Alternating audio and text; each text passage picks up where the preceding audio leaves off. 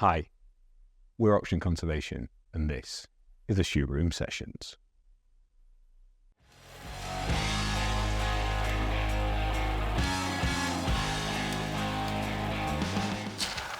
I started Origin because I did terribly at school, and I went to school in an era where they said to be successful, you need qualifications.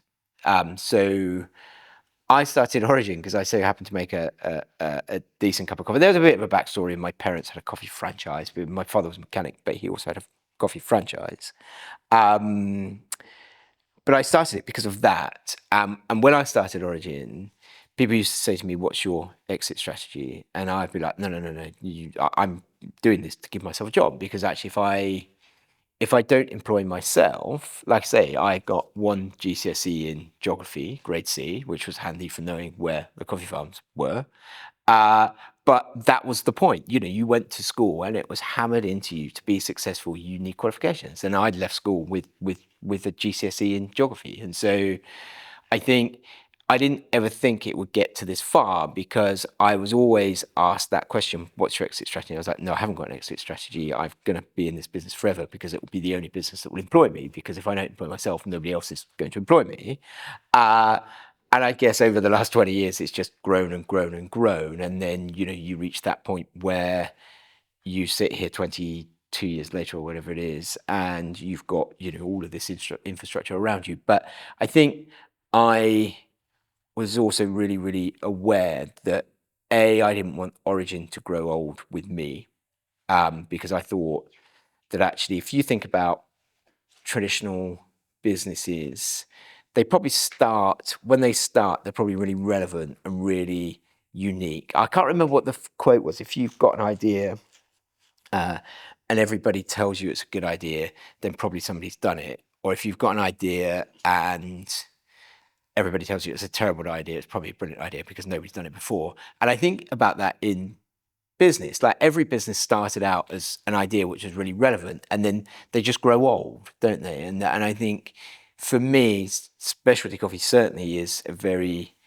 young liberal industry that cares, and I think it's really, really important for Origin to remain relevant, that I surround myself with people who are smarter than myself, but also who can continue making Origin relevant. Does that make sense? Because my view of what's relevant now as a 49-year-old with 3 kids is probably not the same view as I had at 25 with no children. Does that make sense? Perfect sense. So yeah, no, I didn't think it would be this size. But like I say, really fortunate to surround myself with really smart, intelligent people who drive and push and do stuff. And that's really rewarding, I suppose. Love it. We should probably tell people who you are and what you do. Yeah. My name's Tom. I'm the founder of Origin Coffee. Perfect. And give people a view of the scale of the business, how many people you employ, where you are. Let people understand about Origin. Yeah. So Origin as a business is, we employ 135 people. We're based in Porthleven. We have shops in Edinburgh, Bristol, Porthleven, Shoreditch, Southwark, 2 in the British Library, Marazion, and 1 pop-up in the 100 Hotel in Shoreditch as well. We are soon to be opening in Manchester. Alongside that, we have 650 wholesale partners across Europe. And we have an online business of 12,000 subscribers and growing very quickly. Of which several of those are at Auction Conservation, exactly. including our estates. And one of the reasons we're here is because I've been a customer, thanks to a recommendation from our head of operations, Dave, who's loved your coffee for as long as I can remember. We've been customers, and I remember reaching out and telling you that.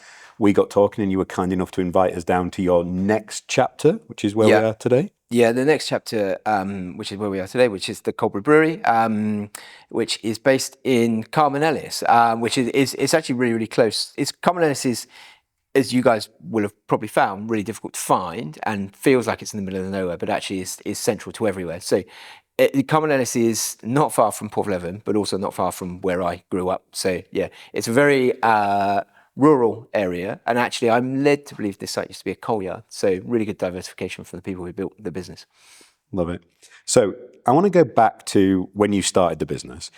Can you give people, especially younger viewers and listeners, because we're getting old, what was the culture around coffee when you started the business? So growing up, my parents always had garages. And I think I was at an age of about 12 or 13 where my father was fed up with sort of rolling around on coal floors fixing cars, and decided that actually he wanted to change. And sort of, whilst he was a mechanic, he was also a car salesman. They owned the garages, etc., etc. And so he had saw an advert for a coffee franchise in the Telegraph, I think it was, that was called Coffee Man Cornwall.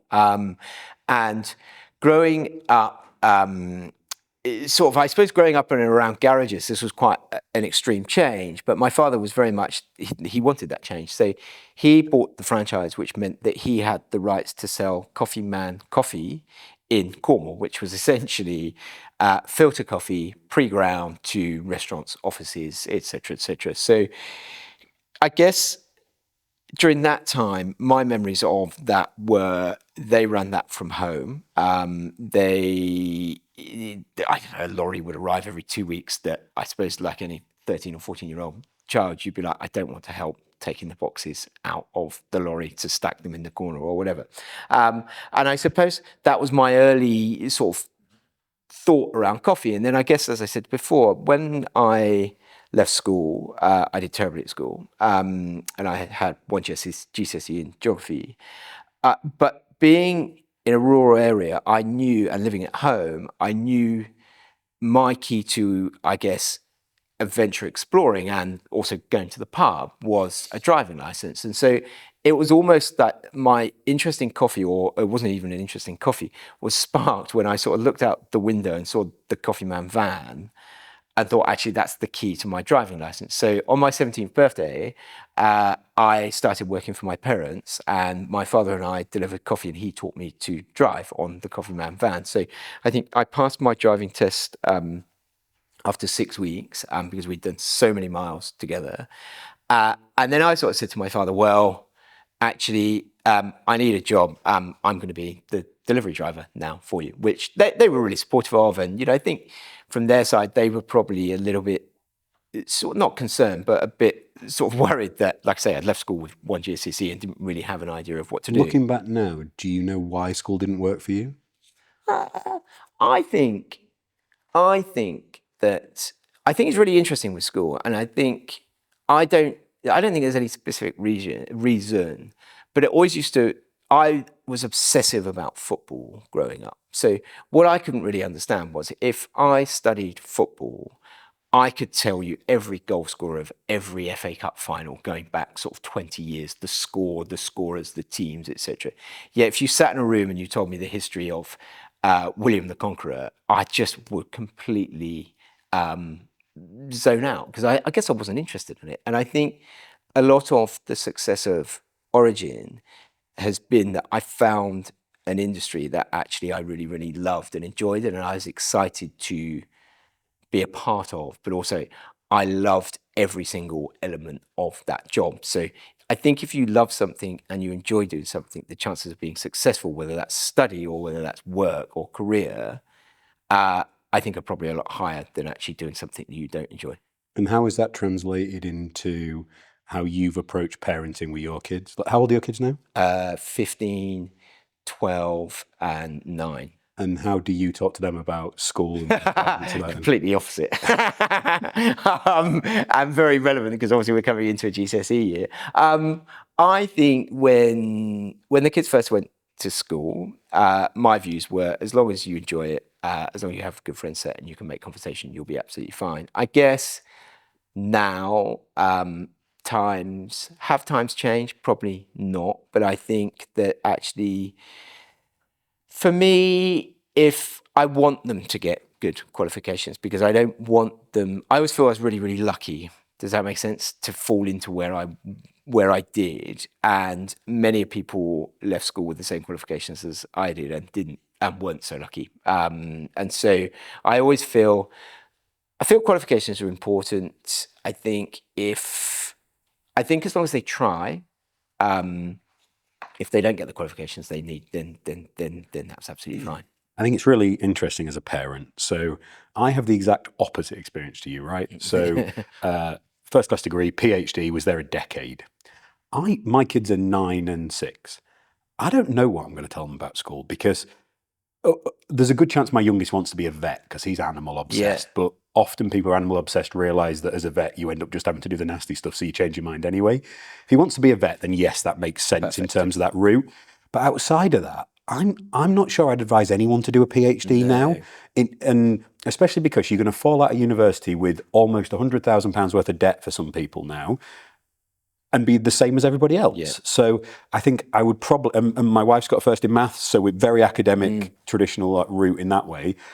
My thing is, I hated school. It got better at uni for me, but as long as the kids are happy, healthy, enjoying what they're doing, follow the thing you're passionate about, because you might have all the qualifications and it not work out, and you have hated the journey, or you might have none of them and it not work out, but at least you enjoyed the journey. So I think I'm going to try and steer them that way. Yeah, and I think that's exactly the way to steer them. We a really interesting conversation with a guy who works for me, and we were talking about, we do this education of barista skills, which is, there's something called the Specialty Coffee Association, which has formed probably in the last 15 years an education element. And it's quite expensive. It's about, probably at the time we were talking about, £1,000 to complete your Specialty Coffee Association professional barista skills, which gives you a qualification that's globally recognised. Before they came along, obviously we would do training, but if you were a barista and you said you went to a cafe in Australia and said, oh, I've been trained by Origin in Cornwall, they have no idea what the content is. So actually, if you go to a cafe in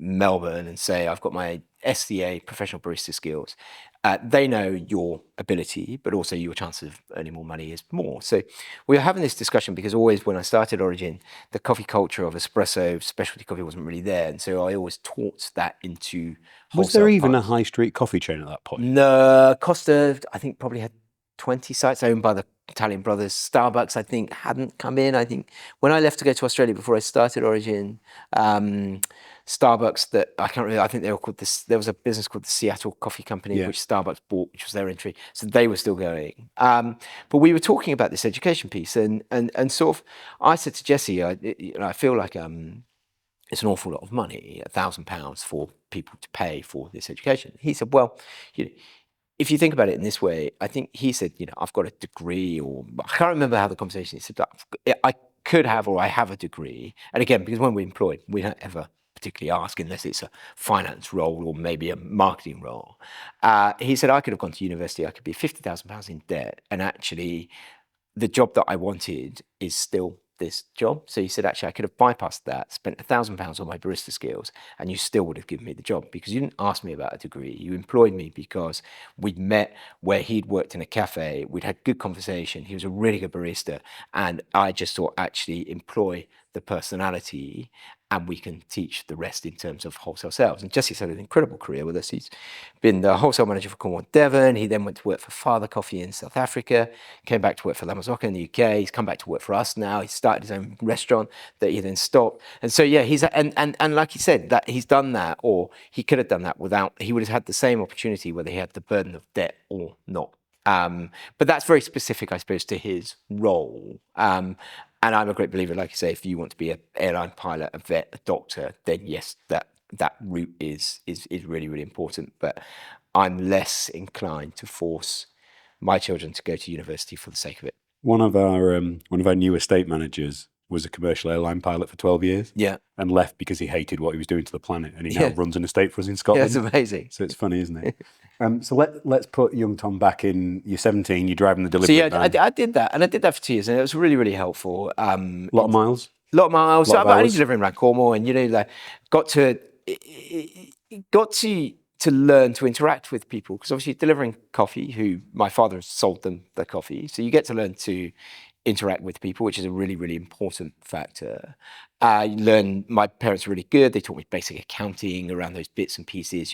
I think back to that time, you'd take cash, and so you'd have to do all of the reconciliations on those bits and pieces. So you're starting like a good grounding. And whilst I only got GCSE in geography, I should have really got a lot better in maths than I did, because actually I've always been I've always understood maths, which has always held me in good stead for accountancy, etc., etc. So I did that. I think about 2 years in, I sort of said to my dad, and I think at that point I was really, really aware of brands as well. So there was a business down here called Cornish Coffee, and they had bigger, smarter vans than my father, and they had nice signs outside. So all of a sudden I was starting to think about brands, and I was sort of getting frustrated. I guess my father was probably 50. They had a certain amount of disposable income, I suppose. Like my father thought it was great that I was doing deliveries because it meant that actually like he could just potter around the house, etc., etc. Whereas I was a bit like, well, you should be out there selling coffee because actually I want to drive a nicer van, I want to drive a bigger van. We need to be here, we need to be there, or even at that age. And so I think at 19, I said to my dad, actually, you can be the delivery driver now. I'll be the sales guy. And I was awful at it. I was absolutely terrible at it. But again, I sort of thought, well, this is putting me in positions which are uncomfortable, which will be helpful. And Did you recognise that at the time, or it's only looking back that you saw the so benefit of that? I don't think it helped. Franchise systems are very... I guess with Coffee Man, they had 80 franchisees in the UK. At this point, I think they've been bought by a big Irish roaster called Bewley's, who in Ireland, Bewley's brand is only second behind Guinness. Bewley's wanted to come into the UK, but I think actually what they wanted was the sales, not 80 independent businesses. So there was a lot of sort of friction. It wasn't particularly very competitive for my father to compete against other businesses in Cornwall because of the way that the franchise system worked. So whilst I wasn't particularly very good at it, I don't think the offer was particularly that good. That saying, during that period, a friend of mine who worked for Rick Stein said he was going travelling, and I sort of be like, actually, I quite fancy I've always wanted to go travelling, and I thought if I don't do that, I'm just going to end up working for my parents for the rest of my life. And so I think I left to go to Australia in 1998. And just before I left, we'd installed the Hall for Cornwall down here, had been completely refurbed over a period of 3 years. And I'd actually won the account. And it was almost a bit like that bittersweet. It was the first proper account that I'd won.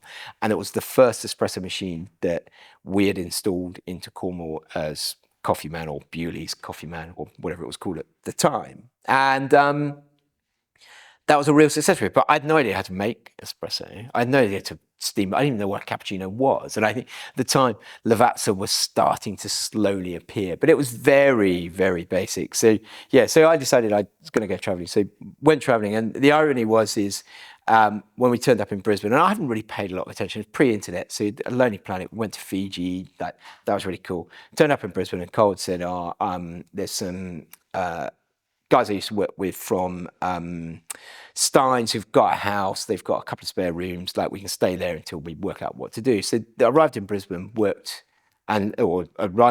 lived with 2 chefs from Rick Steins and a waitress from Rick Steins. So it was almost like home from home. So it was almost like Padstow in Brisbane. And so I did that. And actually, that was really where I captivated sort of understanding coffee lifestyle, specialty coffee in its early days. And how far ahead was the Australian? A mile. So, like the culture of drinking flat whites with beautiful latte art was really relevant. The quality of the coffee probably, and the sustainability around the coffee wasn't probably as high. So you left in 98. What year in England did it get to the coffee culture where you encountered it in Australia? Or I would say, that's a really difficult question, because I think you would probably say that we are there in terms of consistency in the UK. Yeah. But actually our sustainability sourcing and points surpassed that very quickly. I think in Australia, the roasters were very much focused on the delivery of coffee and coffee lifestyle, but not so much on the transparency, the sustainability in behind. And I haven't actually been back. And so I don't know at which point that we sort of overtook. Does that make sense? It does. So I did that. I sort of wrote to loads of coffee roasters and sort of said I'd like a job. I got a job down in the Gold Coast. And I just like immersed myself into those bits. But then actually, I sort of was commuting from Brisbane to the Gold Coast, and the guy I worked for, whilst I learnt a lot, wasn't particularly a very nice person. And I thought, actually, I haven't come travelling. I haven't come halfway around the world to come traveling to actually go back to the job that I was doing in Cornwall. I wasn't delivering, but I was dialing in grinders. I was learning about espresso, all of these bits and pieces. And so then I came back and I went to work in the restaurant that the guys were working at as a kitchen, dish pig, which was eye opening for me. It was intense, but it was brilliant and it was really hard work and it taught me loads about interactions with chefs, etc., etc. So yeah, I did all that, and I think it was at that sort of point that I sort of thought, right, actually, I travelled then other places, ended up in Sydney, and then came home. And when I came home, I sort of said to my parents, like, actually, I now know what I want to do. And actually, what I want to do is I want to roast coffee. I want to create an amazing brand. I want to be Cornwall's first coffee roaster. I want to create an amazing brand. And actually, what I want to do is I want to source coffee sustainably. And they were really supportive. And like I say, they were I was in a lucky position where I suppose they had this franchise system that I think the franchise sort of system had gone down from 80 to about 20.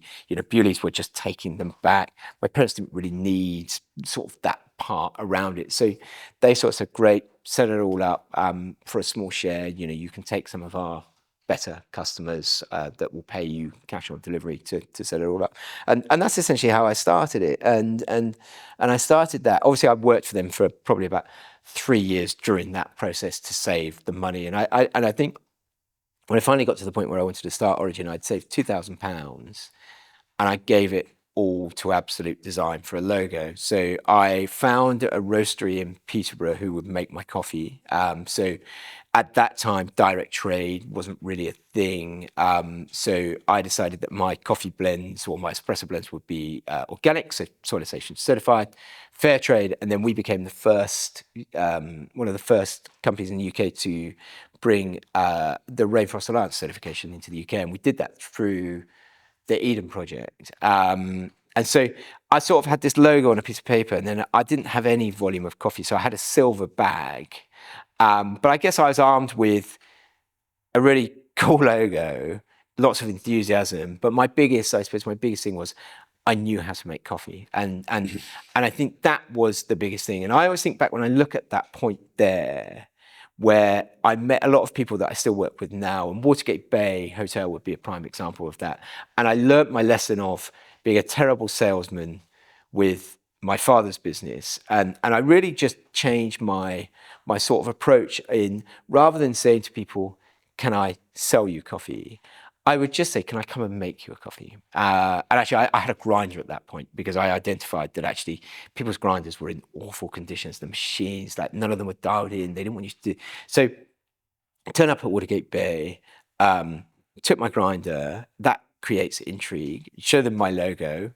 I brew them a coffee, which has incredible latte art on it. And they were like, that's amazing. How'd you do that? And my sort of thought was, well, if you buy my coffee, I will teach all of your staff how to do that. And so all of a sudden then, all of those sort of, I guess we're leading with quality, but then actually when you scratch the surface, beautiful brand, which Absolute created, sustainability through organic, all those bits are creating a stronghold of a really strong business. And it was almost by accident. Does that make sense? But it's all underpinned by quality and me being able to deliver that first point of difference. Because actually, if you're a salesperson and you walk into Watergate Bay and they're using Lavazza and they're happy with Lavazza, I guess your only point of is buy my coffee because I'll either do it at a cheaper price or I will give you more cups or I'll give you a bigger sign or I'll do this. Does that make sense?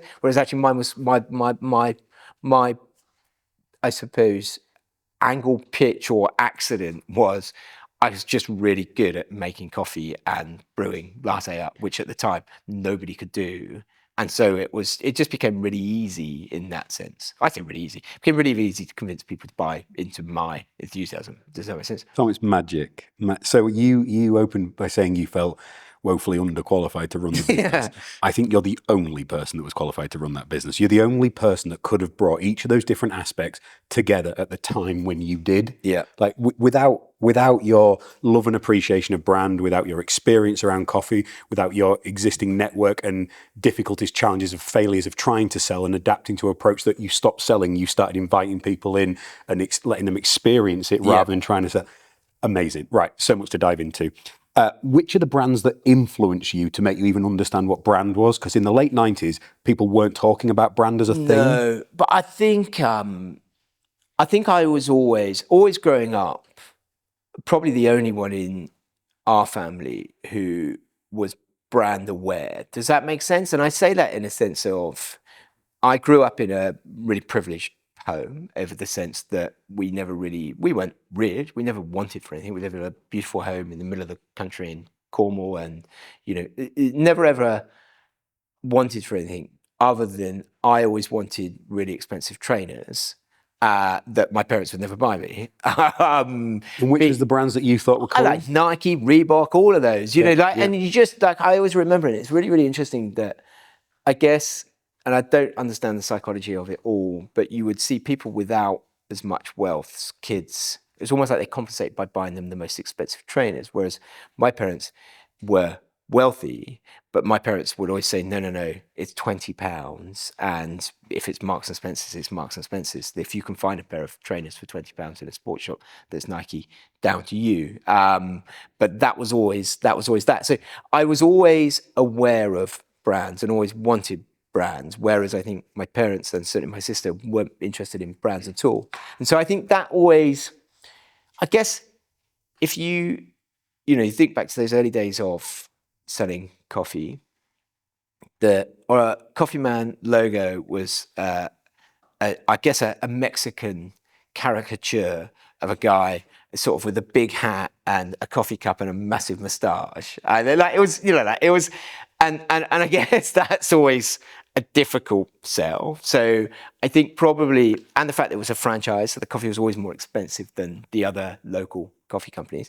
But I guess what I also learned in that period was people bought from people. So my father had built up a connection of people who bought from him. They didn't really care that the coffee was good, but they didn't really care that it was more than the others, because actually what they liked is, my father being a one-man, or my mum and dad, because my mum would also deliver coffee, is they would deliver that coffee once a week, and they would have a coffee, and it's a conversation, and it was an interaction, and it was very human. And I think certainly as we get to here, I still encourage that human interaction within our business, because it's really, really important. And I think people will always buy from people, and I think if you're a nice person, you will always generally be acceptable. So I think that point there, making around that, and actually I think there's always a customer down in Penzance that actually, they became friends with my parents, and my parents, they used to come around for dinner. And actually I think that has also followed in my career, where I've got customers who've become really, really good friends. And actually I think that's really an interesting thing, because a lot of people see business as transaction. I'm the customer, I'm the supplier, you're the customer, I hold all the cards. But actually, if you've got a common goal of, you want to serve great coffee and you want to be successful, then we need to work together to create that, in that sense. But that, I'm going off slightly off point there. So I think in terms of brands, I was always aware of brands. I wasn't necessarily influenced by brands. And I think, but I've always had a strong opinion on brand. And I think when I went to Absolute Design, there's a guy there called... Did you know them already? Knew of them, yeah. And when I went to Absolute, there's a guy there called Alex Rouse, who worked on... he was the brand director, I can't really remember what it was. He worked on the Origin logo. We worked together on it. I think after about 6 months, he left. Then he set up his own agency. And so we naturally followed, because Al had worked on that project with me. So my relationship was with him, which again is another learning point. And actually, we still use A-Side Studio today. So 22 years later, we still use A-Side as our design. And actually, as we become a bigger business with infrastructure, half our business is split in London, half our marketing creative team are all split in London. I would never say never, but I have a very strong sense of loyalty to Ross and Al in the role that they have played in the success of Origin, because I guess when we're doing stuff, I've always been of that mantra, employ or work with people who are smarter than you. And there were times over the years where they would send me stuff and I'd be like, I don't really get that. But then I'd be like, actually, they're the designers, they're the creative element of my business. I have to trust them with that. And I would say 9 times out of 10, then we would release that bag design, sign, brand, piece, whatever, and it would be a roaring success. And I'd be like, and then I would, as I see it in place, I would buy into it. And so there's a lot of trust in that side. Well, and that compounds, right? So say you dislike one a little bit, but you let it go and it does really well. Next time you go, okay, if I don't hate it, it's going, and then it builds that trust over time. Not everything's been successful in that sense, but I think the role that they've played has been really, really important in creating a brand which is as strong as it is. So you start there, you've got your initial brand, and you go from the first Origin brand you see on a piece of paper to what you've got now that goes out to thousands and thousands of people. Does it still feel yours? Do you still feel that emotional connection to it? Yeah, I do, because I think there's something, it's always an element. I think a few changes at the moment around positions. Emma, our marketing director, is sadly leaving, and so we're advertising at the moment for a fractional to come in whilst we reorganise the marketing team. And so at the moment, I'm working heavily on here. So actually, this has been really, really interesting for me, because actually, they always sort of say, as you grow a business, you start filling smart people in. You end up almost replacing yourself in the business. Mate, I literally use that line. I've fired myself 30 times. Yeah. So actually, what do I enjoy? I enjoy meeting people. I still, although our business now is still, the majority of the business that we do is still wholesale. The fastest moving parts are, I guess, e-com. Retail is important to us. The bit I enjoy most will be if we get an inquiry from an exciting wholesale customer. I'll say to the wholesale team, can I come and join? Because I love that. I love meeting people. But I also like the early startup part, which is why this is really exciting, because this is almost like a new business for us here at the Cold Brew Brewery. Of course. So you get to have that same rush. So you get to have that same part. Like, it's a business that turns over nothing. And we are designing we are talking about our brand, not identity, but the what, the why, the who. So, and is it going to be adjacent or identical? Be identical. So still, it will look and feel like Origin, but actually, what are we trying to achieve by being a cold brew brewery and creating cold brew in cans, as opposed to all the other brands that are out there, Jimmy's, Costa, Stubb, whatever, all of those. And I think for me, it's really, really important that we create something that is true to ourselves and the way that we have always positioned ourselves, which is always on quality. So for me, in terms of everything that we do, obviously roasting coffee, moving coffee from around the world is, whilst as a business we're a B Corp, sustainability, there's still damage being done. Does that make sense? So for me, if you're going to create that damage, it has to be something exceptional to almost justify that, because it would be a shame to do all of that damage and then just sell a terrible cup of coffee. So quality has always been that driver. Quality first. There's no point in doing something for the sake of doing it. And that almost selling something on a novelty factor is not something that really interests me, but I don't think it has longevity either. Well, quality is the only sustainable business model, because everything else is a rush to the bottom. Someone can always be faster, cheaper, worse. They can always take everything away from that. Quality, they can't. And I think I learned that in early days. I had somebody come down to talk to me about tea and green tea and specifically, and they wanted us to distribute green tea. And I'm going back, I was living in Helston above the pub with a friend of mine. So I'm going back a long, long time. And this person came down and they were like, yeah, green tea, it's amazing. Like, you should sell it to all of your customers. Like, you can make some margin out of it. So I was like, all right, okay, cool. They said, the best thing about green tea is it's an antioxidant. So it's a brilliant hangover cure. So like, I guess I was probably mid-20s. I was like, right, that's awesome. So sort of Saturday, they left some. Saturday night, go out, beers, whatever. Sunday, wake up with a hangover. You have a green tea. and you drink it, and because it's new in your mind, they're telling you it's a hangover cure. Drink it and think it's absolutely disgusting, but it's going to cure my hangover, so I'll stick with it. I'll drink it. So you drink it the first time, you sort of think, does that work? Doesn't that work? The second week you drink it, still disgusting, and you're a bit like in doubt that actually it is working. The third week, you're like, this is rank, and I've still got a massive headache. I'm never buying that green tea again. And it was sold to me on completely the wrong purpose. And actually, I didn't enjoy the taste. And obviously, green tea has evolved. There are probably delicious tasting green teas out there now, but I just didn't enjoy the experience. So my purchase lasted 3 weeks. And I think that the same with everything that we do. Novelty purchases is not really something of interest. So for the Cold Brew Brewery, if we think about, I guess, everybody's been trying to launch iced oat lattes in cans. And the reason why you would say oat is because oat is fast moving, it's relevant, it's appeasing to both vegans and non-vegans. So I drink oat milk, but I'm not a vegan and I enjoy the taste of oat milk. But also, oat milk can be stored at ambient temperature, it's easy to transport, you can have long shelf life on it. So I guess as the iced coffee revolution has been growing, everybody's been trying to launch these products. And what's happened is generally there's one facility, one or two in the UK, who just can't cope with the expansion of the product. So our sort of, I suppose, the last 4 years would traditionally go with, we would engage with them in the summer. They would say, we don't have any capacity, but we're buying new equipment in December.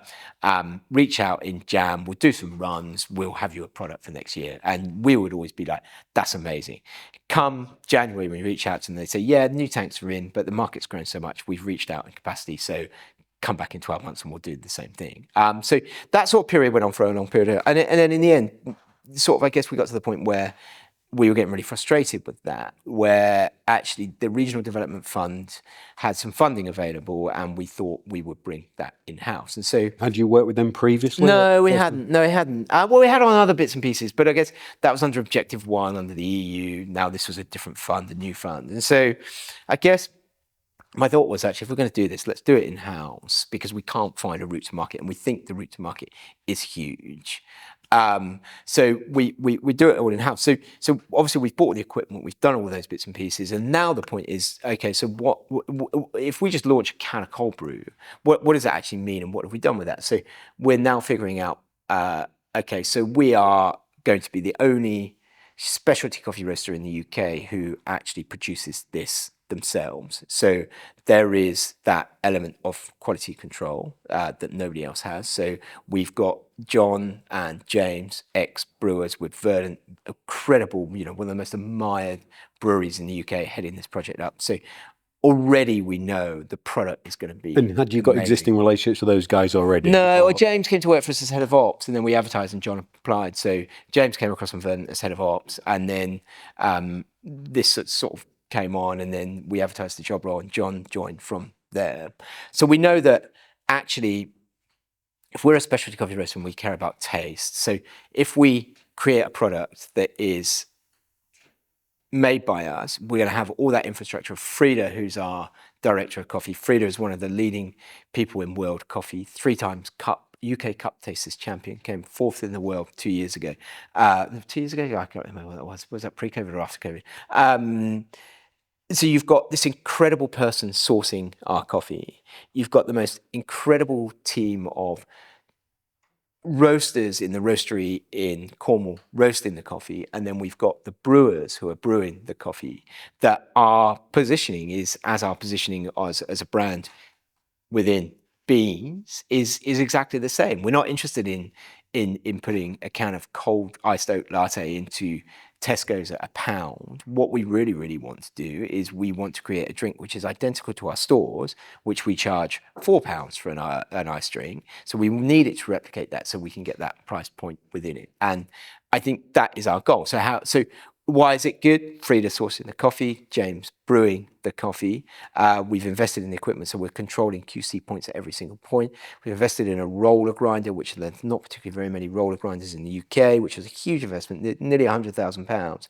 But the roller grinder gives us consistent grind sizing, which will allow us to get premium extraction from that. So at the minute, whilst we're doing all this, we're talking about our stories that we're telling about actually why that can of cold brew is going to be so good, or why that can of, or why that espresso concentrate, which you can subscribe to at home and brew amazing iced oat lattes at home, is going to be so delicious. And so, yeah, it's really exciting around that. I really enjoy that part of that. One of my lines is how you do anything is how you do everything. Yeah. And you've literally just articulated that every part of that process, because yes, I think quality is the most important thing about having a sustainable business, but it also means every aspect of that quality needs to be managed. Because say you hadn't invested in the right grinder, all of a sudden every other bit of investment is wasted because you're not putting the right quality in there. Exactly that. And so we've got, obviously the coffee's a given. Frida's incredible job on the coffee. In the last, I can't think how long Frida's been with us, 8 years. The roasting team are phenomenal. Bring in John's expertise, bring in the best equipment you possibly can. A fantastic brand with sustainability at its core of how we're making choices, what we're doing, how we're doing that. But also not only for cans of cold brew or iced oat latte, how do we solve problems in food service in a growing area, which is causing backlogs and enabling, I suppose, to find solutions. I guess my solution when I started was to teach people how to make coffee, and that worked. And now my solution with cold brew concentrate is to help all of these businesses which are selling more and more iced coffee just create a queue busting system that will help their profitability of their cafes. We were talking about this before we started recording about how, you know, the big iconic coffee shops in London just cannot brew these things fast enough right now. They can't brew them fast enough. But also if you think about the challenges of hospitality, the challenges of small business, all the changes that are coming in with NI, business rates, like hospitality action, all of these people, that actually if you can help your wholesale partners increase their sales, increase their consistencies through a product that is absolutely phenomenal, that's real value to them as well. That's all part of our partnership within that side as well. Did in some ways, every founder, but especially you also run a recruitment business now. Because if you don't find, like you've literally articulated, and I love hearing you talk about the team that way, but 3 of the most important pieces in the jigsaw of this new business are the people involved. Yeah. So I think it's fascinating looking back to your time spent in kitchens and driving around visiting people. You were learning how to evaluate, talk to, reference people. You even mentioned some of the early hires who you had great conversations with and saw they were good baristas. Yeah. Well, like, that's the person for me. How involved are you still in recruitment in terms of people coming in? In terms of some positions, very involved. In terms of others, obviously we have a lot of job roles. We have a lot of baristas coming in, etc., etc. So it's sort of, I think if you can get the culture right, and I'm not suggesting we have the culture right, because I think it's very difficult to get the right culture. And it's never stable either, right? You're always protecting it every day. It's never stable. It's always quite difficult to do that. And I guess recruiting people is really, really difficult, isn't it? Because you meet somebody for an hour on a call or in a face-to-face, and then you may follow up with another hour. And then actually you spend 40 hours a week with them. So you're judging your ability to work with somebody and be in a space of close sort of, relationship of work where you're in lots of different people, lots of different transactions based on a 2-hour meet. So it's difficult. I'm still involved now in lots where, like I say, we're recruiting for, at the moment, head of brand. I was involved in John's recruitment here, James's recruitment. So still involved in that. But I think if you can get the culture at the top working down, so that actually when it comes to the managers of the cafes, if they know the goals, the culture, what we're looking for, then actually they should be able to recruit efficiently without my involvement. So we're smaller than you. So we're 30 in the central team and another 20 to 30 across the individual estates. In the central team, I still meet every hire before they're appointed. But 7 different members of the team meet every person. So we have 2 people do an initial video interview with them, and they go to a next level. Head of people will meet them at that point and give them some coaching between stage 1 and 2. Yeah. Because one thing that we realise, and this comes from our sporting background, you have a first interview, and then often no one says anything else to you again and have another interview.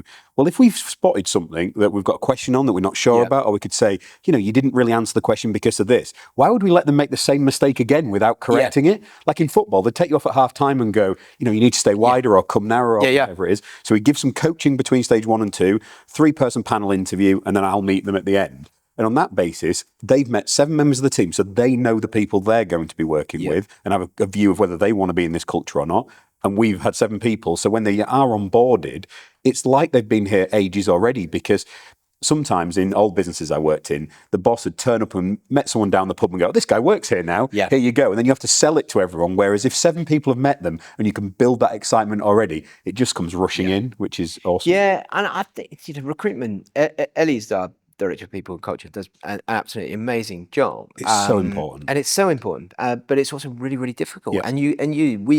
I think we've made amazing hires and we've made awful hires. And I just don't think you'll ever stop that part, because I guess, I don't know, there was a business called Taylor Street Baristas in London who, they always seemed to, Frida had worked there, a lot of baristas who came to work for Origin in the early days, which I would have had in recruitment, worked there. They all seemed to be very focused, very ambitious, but also brewed incredible coffee. It was almost like a production line. And I said to one of the guys who worked for me, who now got its own coffee roastery, which is an amazing business. And I said to him, what was the secret of success? And they were like, we just employ personality. And then we taught the rest. Because actually, making coffee, whilst we make a living out of it, it's not that difficult. You're working with recipes. So actually, if you want to make an espresso, if you understand grind size, that bringing grinder blades closer or further apart will make the coffee coarser or finer. And actually what you want is, you want to put 18 grams of coffee in a basket, and you want it to come out in 30 seconds with 36 grams in a cup. And obviously it's not rocket science to understand that if it takes too long, you make it coarser to make it quicker. Or so all these bits and steaming milk is not actually, but you can't teach personality. And that's really, really important. And I'm sure Taylor Street, I probably only met the successes because you saw the highlight reel. Yeah, you saw the highlight reel. Exactly. And I'm sure Taylor Street had many a person who fell out of that. But it does resonate with me. But there is also other parts, in our business, that culture. I'm a great believer you need to employ people who share the same values of you to work well as a team. Because I think certainly in a business like ours, everybody has to share those values of, we're a hospitality business, so we are a people first. We care, we are obsessive about quality.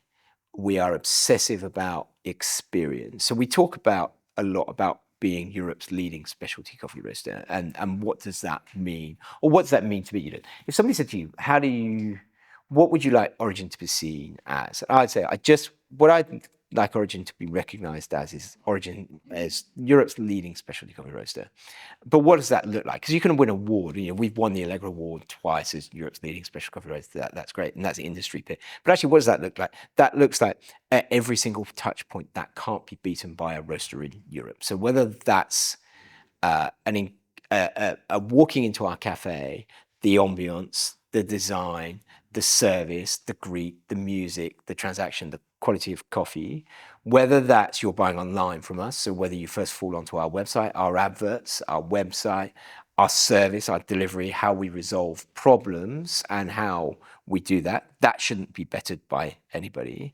And in our wholesale team, how does that interaction, if an amazing, or if anybody engages with our website, that process should not be beaten. Nobody should be able to say, if we achieve our goal, oh yeah, I really like your coffee, but actually I found the interaction of inquiring on somebody else's website better than yours. So that's the, and to do that, I think you have to employ, and it's very difficult to employ 140 people with shared values and goals, but that's kind of the aim. Does that make sense? Because I think if you can do that, if everybody's focused on that aim of being the best, then I think you've got a chance to be successful. Why do you want to be the best? Where does that drive come from? I'm always it's funny people say that. I'm not driven by money. I'm not driven by ego. And so when I started Origin, there was lots of other roasters that were starting specialty coffee, etc., etc. And their whole business was almost around the ego of the founder. Does that make sense? And I quickly realized I don't, well, not quickly, I've never really particularly had a big ego. And actually growing up, and Albie, my youngest, is a bit the same. Growing up, my parents used to always say, you know, people come around, I'd hide behind the settee. I was always quite shy. And I think I'm not shy now, but I don't have this longing for attention. So when I started Origin was always going to be about Origin, not about me, whereas other roasters were very much about their founders and their blogs and their podcasts, all of these things. And so actually what drives me was if people say to me, if I meet somebody new and they say, what do you do? I always say, I roast coffee. And then if they probe a little more, I might say, oh yeah, I work at Origin. And then I might say, and they say, you know, if they probe a bit more, I might say, oh yeah, the founder, whatever. And actually what I'm looking for as a response is, oh wow, I love Origin. It's an amazing brand. Does that make sense? Or I love the coffee. Like you say, you know, like we subscribe to the coffee. It's brilliant. It's amazing. I don't want to be judged on, oh, that's awesome. Origin's massive and, you know, is really successful. I just want to be judged on people having an engagement with the business that they really enjoy or they admire or they aspire to be part of. Does that make sense? It makes perfect sense. So that's why we want to be the best. It's probably, maybe I do have an ego. Tom, I don't think you do. I think that I just want that because actually, you know, I don't think I'd get any career satisfaction out of just selling something for the sake of selling it and being, you know, having a big house and a nice car. That just wouldn't drive me. The purpose of creating something amazing is what drives Origin's business. I think it's because your parents said no to the trainers. I know, yeah, maybe that's it. I genuinely think it might very well be. Because you've heard no and you aspired to have something you couldn't reach, you had to reach a bit higher. Yeah. I think if they'd have said, yeah, sure, have the trainers, Yeah. I don't think you'd have had the aspiration. No, I think you're probably right. And I think, but I think I'm also really ambitious. Does that make sense? And I think... Articulate that for us. What does ambitious mean to you? I guess we always sort of said about Origin and culture. And if people come to work at Origin for 40 hours a week, I expect people to enjoy their work. And I enjoy meeting people and I enjoy people's company. And actually one thing that I really enjoy, I love meeting people, and I think that's probably why sort of the wholesale part appeals to me, because you meet people new. Everybody's always got an interesting story. I enjoy conversation and I enjoy people new. So when people come to work for Origin, I want them to enjoy their work. I want them to have fun at work. But I guess in the past, some people may confuse that camaraderie with a lack of ambition. Whereas I'm like, no, you come to work, enjoy your work, but don't ever sort of confuse that with a lack of ambition, because I want us to be successful. You know, I'm here to work and create something amazing, but enjoy it at the same time. And so I guess, what does ambitious look like? And I think this is, you know, something that we've been talking about a lot, I suppose, over the changes from, I guess, where we were, Origin, logo, bag, somebody roasting coffee for us as organic fair trade, to being able to afford a roaster, opening the roastery, growing the business, opening cafes. Do you think about a set number? Are there a number of chapters? Has there been? Yeah, I guess that was a chapter. The first 2 years we did that. Yeah. Then I had enough cash to buy a roaster, and I always wanted to buy a roaster, so I bought a roaster.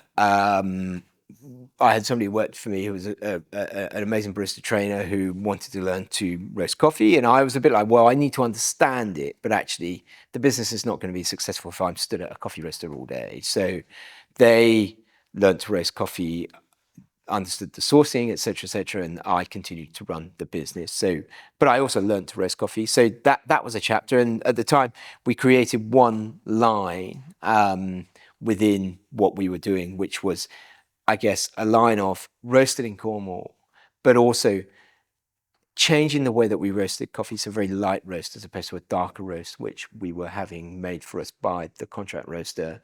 So then the coffee starts to taste of the coffee as opposed to the roast profile. But also then moving away from certification, so actually working with producers and farmers on direct trade as opposed to through, I guess, importers on organic, fair trade and rainforest alliance certification. So I guess that was the first chapter was contract roasting, built a business. Second chapter was had a roaster, ran it alongside the contract roasting, and then I suppose the third chapter was then deciding, right, we're going to do this, we're going to change, we're going to stop buying from the contractor, we're going to invest in a roastery, and we're going to roast all of our coffee in Cornwall. So that was a chapter there as well, and they're all different chapters, all with lots of challenges, but also with lots of excitement, growth, purpose around why we're doing these things, etc., etc. So that was a chapter, and then I suppose COVID was a chapter, or coming into COVID, I suppose, was a chapter, and then actually coming out of COVID was a chapter because the business has changed phenomenally since we went into COVID, and there's various reasons why we did that, and I think. Yeah, they're all chapters, and I can touch on any particular one that you want me to, rather than jump into. Was in some ways was COVID positive for the business? I think leading up into COVID, we were turning over £7.5 million. We had an e-com business that turned over £200,000. Which those numbers are incredible from a guy that was sat learning to drive. I know, man in Cornwall, right? And we probably had, with the cafe in Southwark, Shoreditch, we had the British Library, and we had the cafe in Portfleven. So that was that. And I guess that Monday when Boris Johnson said, don't go to restaurants, cafes, hotels, but he didn't force the closure. I think the cafe in Shoreditch at that time was probably doing £1,500 a day. And then on the Tuesday, it did £100. And not only did that do £100, but all of our wholesale customers then cancelled all of their orders. So I was a bit like, wow, this is quite heavy and this is quite real. And I drove home, and I think because Jen and I had always self-funded Origin, because going back to that point about why I was doing this to create a job for myself. So we've always been slow, steady growth. Any profit you make, we'll open a cafe in Shoreditch, or we'll put infrastructure here, or bigger roaster, or whatever.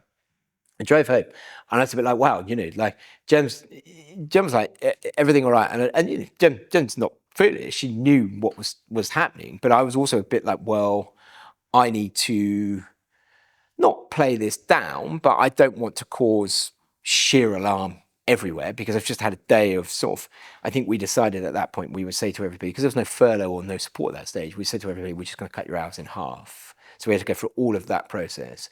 And I arrived home and I was like, wow, job, still got a massive mortgage, car, everything I have worked for or owned is tied up in this business, which has just completely almost vanished overnight with nowhere it was going. And so that happened, and I Jen and I talked about it, and I thought, actually, if we ever get through this, one of the biggest assets I've always had is I've always been the sole owner of Origin, so I can always make whatever choices I want, which is an amazing thing to be able to do. But obviously, the business was solely reliant for Jen and I for cash. So in that instance, we had no cash, because, like I say, any cash that we had, we put into that. So I sort of made the decision, if we get through this, I definitely need to de-risk ourselves, because we've been doing this for 15 years and we definitely need to de-risk ourselves. So that was one point. And then I suppose furlough came, the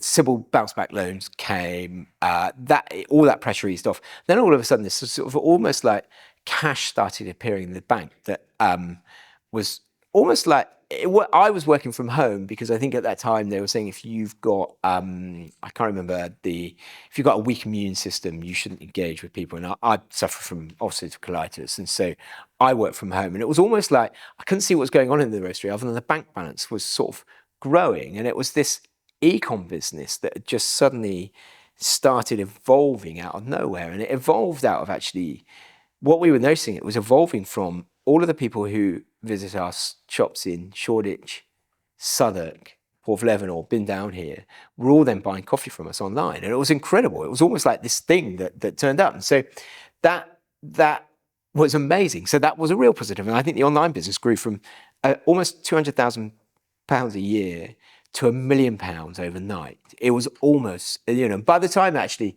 all the fears are sort of gone and I went to the roastery, it was like this whole different place of just 250-gram bags of coffee being stuffed into an envelope and shipped all across the UK. And it was phenomenal. And so I was very much like, this is really interesting that we need to make sure that if we get through this, which obviously we were looking like we were, we don't want to lose this. And we just lost Soho House in the October before. We worked with Soho House for 6 years and they spent £1 million a year with us. And we just lost them in October. So coming into COVID, we'd lost that. And then actually this £1 million business sprung up, which actually was easy, a lot more margin than supplying into Soho House.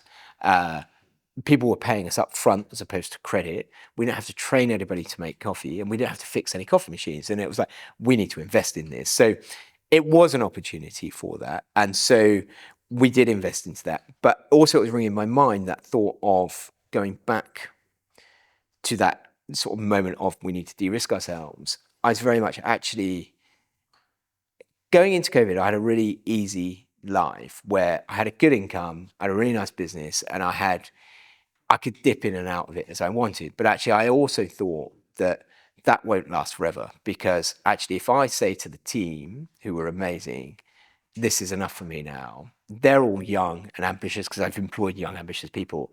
That's not enough. Just because I'm saying it's enough for me doesn't mean it's enough for them. And if I'm not careful, if I don't fulfill their ambitions, I'm going to be in a position where I'm changing my senior leadership team every 3 years. They'll be fulfilling someone else's. They'll be fulfilling somebody else's. So that was on my mind as well. But I was also incredibly self-aware, Tom. Where does that come from? But I don't know. But I was also aware that down here in Cornwall, we've had 30 years of, or not 30, probably 20 years of European funding, huge amounts of money. Cornwall's one of Europe's poorest regions. And if we're honest with ourselves, we don't have a lot to show for it.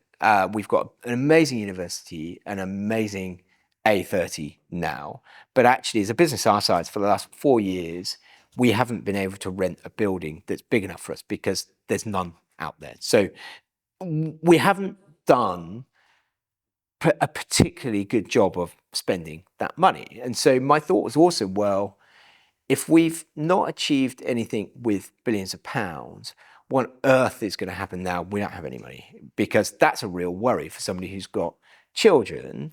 And it's also a real worry for thinking about how the next generation, the promise of Objective One was almost, we're going to create, I think if you think about my generation, everybody will go to university in places like Coventry, and nobody wants to stay in Coventry. So they would do 3 years in Coventry and then they would move away. Bring a university into Cornwall, beautiful, art, creative.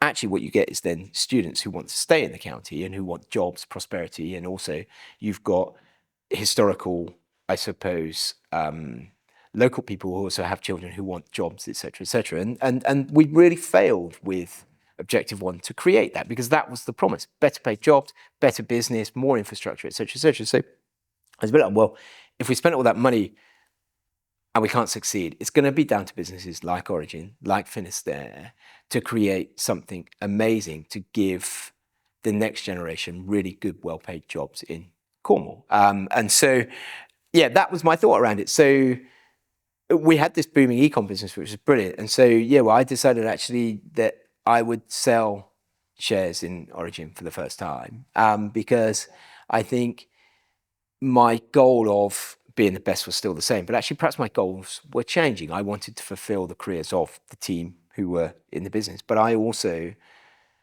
want to be able to give opportunity to people in a village like Port of Leven, which has got huge second home issues. It's got huge wealth, whereas actually you've got a local population who don't have access to good, well-paid employment. And why shouldn't they? Because they should be able to do that. So actually, if we can grow a business which is amazing and we can provide good, well-paid jobs to the local people of Port of Leven, then that would be really as rewarding as growing a brand to the point it is. So, like I say, I sold 20% of the business 2.5 years ago. And so we raised a lot of money to go into the business, which has allowed us to open in Edinburgh, allowed us to open in Bristol, allowed us to grow the team, et cetera, et cetera. So I think COVID was an opportunity, because on the back of that, now we are probably going to do in the region of £7 million this year on ecom alone. And we are employing more and more people as we're sat around here in an empty space, which hopefully in 6 months' time will be full of, I guess, creative people with really good, well-paid jobs that perhaps have lived down here, gone to the uni, or even come down here, and we can facilitate those jobs. Love it. When you made that decision to sell part of the business, did you know how that would work? Did you know who No, you had to work with? absolutely no idea. So how did that process? I was really naive to it, because I was also a bit like, well, that's fine. We're going to sell the shares, and the people we sell the shares to are going to invest in the senior leadership team, and it's going to be all about them. And, I'm going to go back to my easy life of dip in and dip out when I want. And I think we tried to raise funds on the crowd, and that didn't really work for us because we didn't have a lead investor. And we didn't have a lead investor because I think the valuation that we were being advised on was a typical crowd valuation, was wild. So we couldn't find a lead investor. So that didn't really work. And then I'd had an email from somebody during COVID who worked at, where did they work? We used them as well. It'll come back to me. Anyway, they worked at one of the big four. And he said, if you ever want any money, just give me a shout. I subscribe to your coffee. Give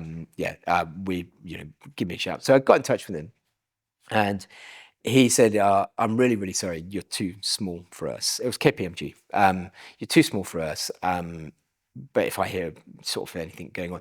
And I think it was about a month later, he got in touch and said, we've just bought a business called Accelerus, which is a business which raises funds for smaller businesses. So we are going to sit into Accelerus. We're putting somebody called Sarah Bowen into Accelerus, who's worked for KPMG. She's amazing. She will work with you on your business plan, your fundraise, and she will then push it out to all of KPMG's potential investment network. And so we did that. And like I say, I was massive naive. And so Sarah was awesome. She was amazing because she made us think as a team about, what we wanted to achieve, how we were going to achieve it, really focused, but also what parts of our business could we improve, where we need help, et cetera, et cetera. And so we built this sort of business plan, and we knew there was lots of stuff we knew about where we had cafes. People subscribed, we had a strong wholesale base. So we knew that actually if we open in Bristol, we'll get more subscribers because the data was telling us all of that. So we built all of this up, and Sarah put it out to the KPMG network. And then we started these just series of hour conversations. And I think that was when I quickly... Tell me you were making people coffee again. No, well, it's funny. No, we weren't, because they were all done by teams. And because obviously we were based in Cornwall, most of these people were based in London. And actually it was really interesting. And the interesting about it was I naively just thought, well, I'll attend this, and then, they'll buy into the senior leadership team, and that will be my work done. But of course, you spend an hour telling your story, and I quickly realized that actually all of these people were buying into me, not into the senior leadership, which was fine, because actually having grown Origin on the fact of, if we want to open a cafe and we're self-funding it, we've got £100,000. That's all we've got. So actually now, as a well-funded business, all those bits that perhaps we might cut out because we can't afford them, we can now afford to create something. And that pushes your quality button again, because exactly you're like... that.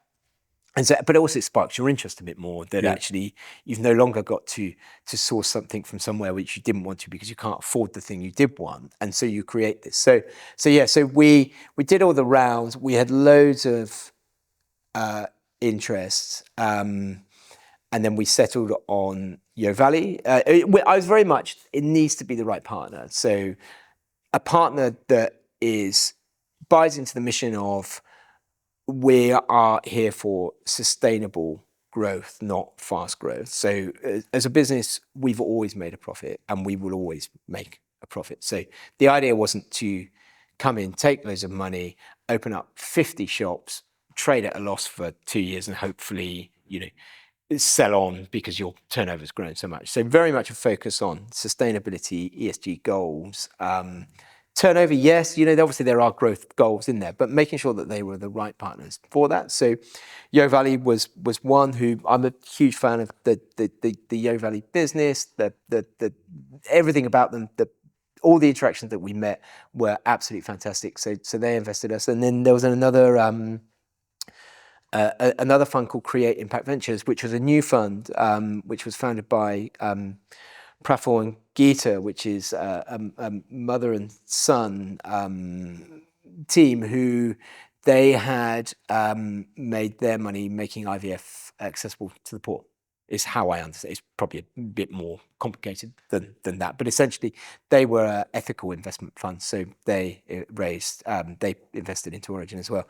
But we also had then the Cornwall City Development Fund, which was the end of the last part of Objective One, so they invested in as well. So we had 3 investment people come into the business. But it was interesting, with Create, when we first did the video call with Create, Daniel, who's my finance director, he texted me within about 2 minutes. He said, do you know who that guy is? He said, I'm really nervous. And I said, I had absolutely no idea. And the guy on the call was a chap called David Bernstein, who David was chairman of Manchester City, Wembley in the FA. And I had no idea who he was. And obviously David sits on our board now. David's a fantastic guy. But it's amazing all of these people that you met. And we also met, there was another investment vehicle where the guy was the chairman of Aston Villa, and I love football, and so that was really interesting to meet all of these people. But with David had sat on the board of I think he was chair of the British Red Cross, which is how I met Praful and Geeta, and so the fit felt really, really right. And I think a lot of people always say to me, how's it going? What's the change like? And I'm like, it's absolutely fine, because actually we're doing what we say we're doing. So we wrote a plan, and we're pretty much performing as we said we would. So it's been, I guess it's been really straightforward. I guess if we had written a business plan, I guess like sometimes with the crowd, you sort of set these wild aspirations to get massive valuations. And I guess if you've got hundreds of shareholders, nobody really holds you to account. You can, but whereas actually if you do that in private equity and you mislead people, then you probably make your life very difficult. I don't think you can be about quality and then not be authentic. No. I think they're so closely aligned. You were always going to do it that way. Yeah, exactly that. And I can't imagine those calls were anything but you going, this is who we are, this is what we want to do. If you want to come and be involved, great. Otherwise, have a lovely day and have a cup of coffee. And that was exactly that, because we didn't need the cash. Yeah. So we weren't doing it because we needed the cash. We were doing it because we wanted another chapter, I suppose, of if we didn't raise the money, we would still have a fantastic business. I could still fulfill the careers of the senior leadership team, but probably be a bit slower than probably everybody wanted. Does that make sense? And so it wasn't like we were going, it was very much, this will be a partnership, but this is very much on our terms, and this is what we're going to do. And there's no deviation away from that into supermarkets or this or that, etc. This is a goal. And I think, like I say, I've always been really, really honest and really, really realistic. So I think actually if you sit in a room and say, this is what you're going to do, and you're realistic, which is what we've done, then you set the tone for the relationship at the start, rather than sitting there with lots of false promises, running out of cash and continue re-raising. And we haven't done that. And so I guess if you did that, the relationship with investors would probably be quite difficult. But so far, probably should be. Yeah. But so be. far, found it, really great and actually really interesting, and meeting lots of interesting people, again, who are way smarter than me in that part of the world, and learning from them. So yeah, it's really cool. When we were kids, because we're not too dissimilar ages, you weren't encouraged to find people smarter than you. You were encouraged to criticize them and push them aside in case they were better than you. I use that exact line. I only recruit people better than me and us in meaningful ways. Because if not, you're making your business worse every time. Why are you okay with it? Do you know where that clicked, or why you wanted to surround yourself with better people? I think because I probably understand my limitations. Does that make sense? So I guess I know, if you start the early days, you start growing a wholesale business, and then you start putting machinery out there, those machines need to be fixed, and I don't know how to fix a coffee machine. So if I need to employ somebody to do that who is really, really good, because that upholds that. I love design, but I'm not a designer. And so again, I want to work somebody who challenges me, who's better than me, who hopefully wants to evolve with that. So I think I've just always been comfortable with that. I think, but does that, I don't know, I guess growing up playing football, there was always, I guess, playing football, I suppose I was always quite good at football, but there was probably more people in the team who were better than me than not. And I'm talking about playing for sort of Falmouth Town under 12s. And so I was quite, if you had a tight game, I could be relied upon for making something happen. But actually, I always quite liked it if somebody else did. And there was one particular guy who played for us, who went on to play for Plymouth Argyle, professional career, who you just knew you could rely on him. And I quite liked that. So I'm saying I didn't mind the contribution, but actually if it was tight, and whereas actually then older playing men's football, I played in teams where I was relied upon to make the change. You know, it's 2-2, we need to score. It's 2-1, we need to score. And everybody's looking at you. And I don't know that I felt that comfortable with that, because I could do it, but actually a shared responsibility around that. So maybe it comes from that. Not, I don't know, maybe just like I say, that I'm not that, I don't have that high opinion of myself to think that I can do everything better than everyone else. If I had a graph of, so we've sat with almost 150 people on the podcast now. We've been really, it's like my favorite thing. Yeah. I get to sit and pick the brains of incredible people and learn tons from the process. And, you know, we've had similar conversations like this, you and I, but it was just us two sat there. Whereas now lots of people are going to be able to listen and pick up the things they want to learn from us and ignore the rest. If I have a graph, success against humility, you are right up there, mate, in terms of people who've been really successful, but hugely humble about their contribution. Thank you. Does anything keep you up at night? There's been time, not really, no. I think because I've always been quality, profitability, not sales at all costs. There's never, other than that COVID period, there's never been a time where I've thought, you know, we're in trouble. Or even when we lost Soho House, you know, it's a business turning over £7 million and £7.5 million, and we lost £1 million worth of sales. Did you see it coming, or did that come out of nowhere? No, it was funny. We worked there for 6 years, and we'd done this amazing coffee program where they wanted to put specialty coffee into the houses globally. And I think they sort of identified, I guess, in Shoreditch House, where you had all of their members coming into Shoreditch House with the specialty coffee takeaway cups from all of the independents around, and was a bit like, well, we have machines and coffee. Why are we not tapping? Why are they not buying coffee from us? And so they employed somebody from Caravan as their head of coffee globally. But I guess he had two suppliers, us and La Marzocco. So we became, Jen and I went to Dan and Paulina's wedding, and they've become really amazing friends. But I guess that journey was incredible, because whilst we only roasted the coffee in the UK, we worked on all of the training programs, all of the maintenance support programs that then was actually shared with the States, shared with Europe and Asia, etc. But I think I always thought, I just felt really lucky to be able to work with Soho House. And it was always the most amazing business that I loved every part of it. But I always felt that,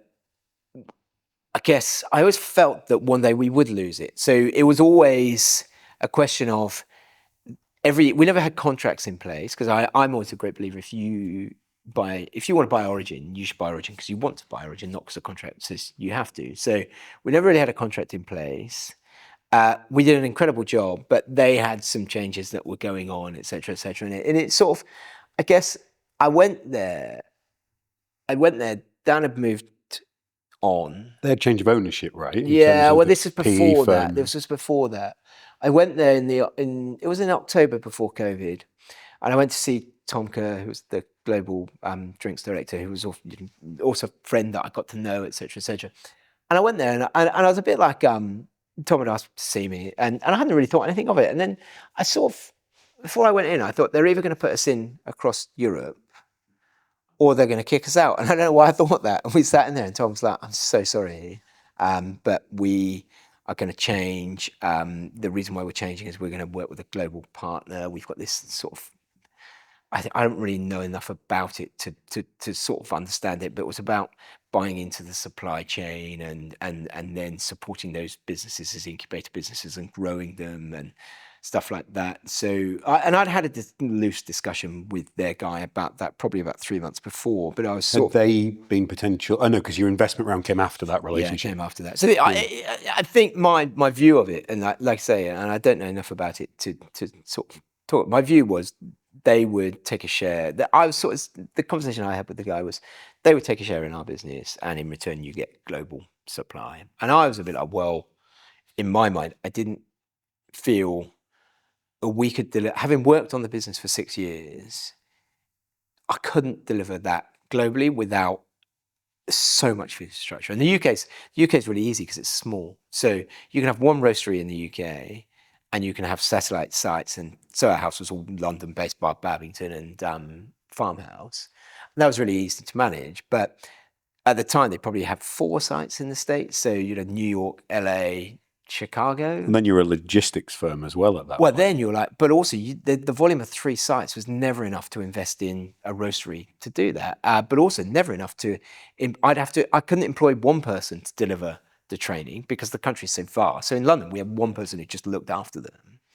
I'd then have to employ 3 people, and the volume of coffee that they bought within those 3 sites was never worth the investment. So I was a bit like, well, you just can't do that. No. But obviously, if you want to work with Soho House and you see the opportunity and this, that, and the other, then the company that they went for, I guess, convinced themselves and Soho House that could be done. And so it was fine because I didn't see it coming, but I thought I had seen it coming for a time. It sounds like you had subconsciously, like the process at the back of your mind was kind of working it through. I think also we were incredibly, and I wrote to Nick Jones afterwards just to say, and Martin Kuzmarski, I wrote to them to say, thank you so much. Like when you first worked with Origin, we don't have any infrastructure in London.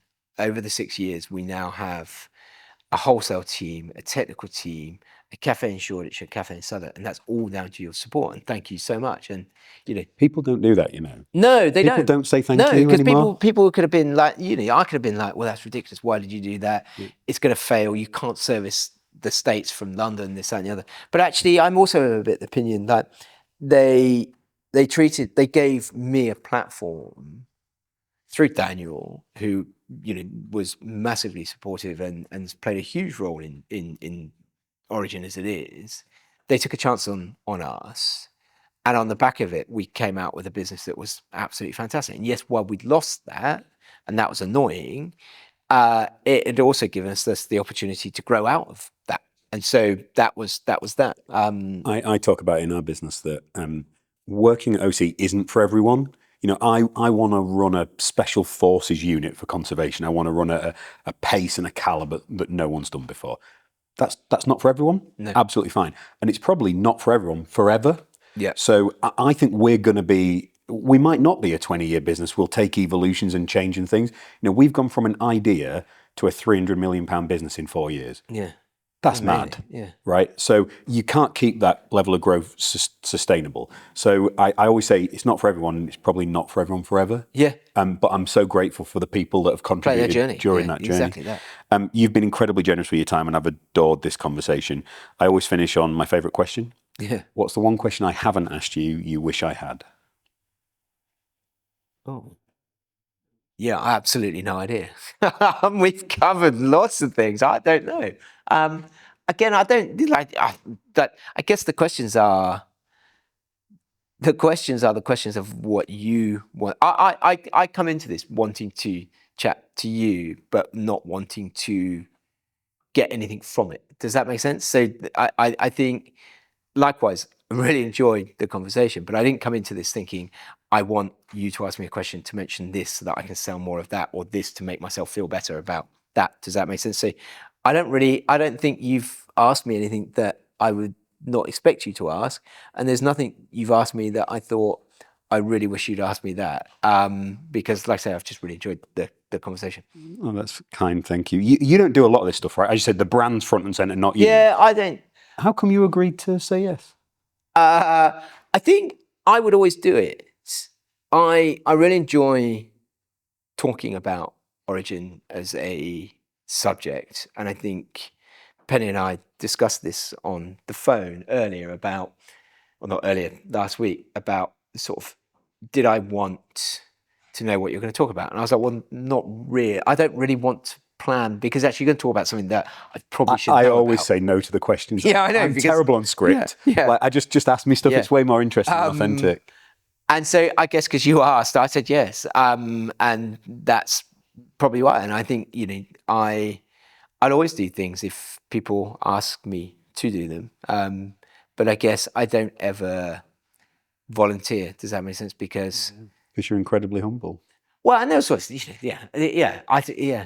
sort of think I'm here, I'm accessible, and I'm available. And I would say this to people when they come and work at Origin: that here's my number, here's my email. Got any problems? That give me a must call. have changed over time from No, I like still say it now. a team of 4 or 5 to 140. You They don't can't call. be as accessible. No, I can't, and they don't call. But I would always like to think that if somebody needed to, they could. Yeah. Does that make sense? And we say that, and we talk about culture.